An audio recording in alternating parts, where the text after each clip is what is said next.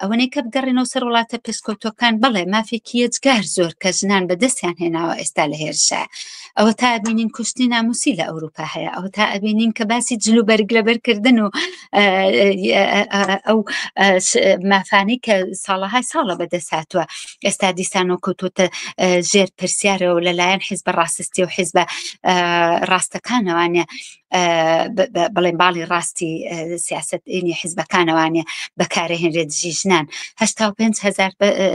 ژن کە کوژراون تەنها لە ساڵی 2023 کە من دڵنیام لە ساڵی 2024 ئەو 85,000 زۆر زۆر زیاتری شەلەوە.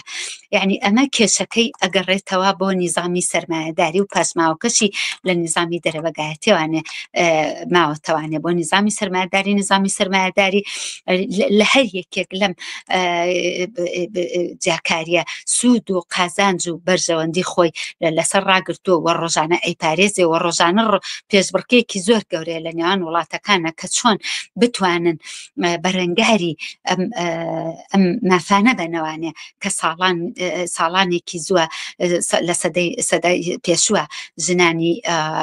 ژنانێک کە لە ژێر سایەی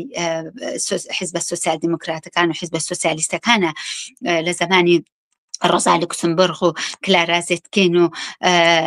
ئەوانە کە ئەم مافانەی بەدەستێناوە و ئێستا سەرمایەداری لە هەوڵێکی بێوچانە بۆ ئەوەی کە ڕۆژانە ئەم مافانە هێرشی بۆ بێنێت و لە یاسایە کەمی بکاتەوانێ.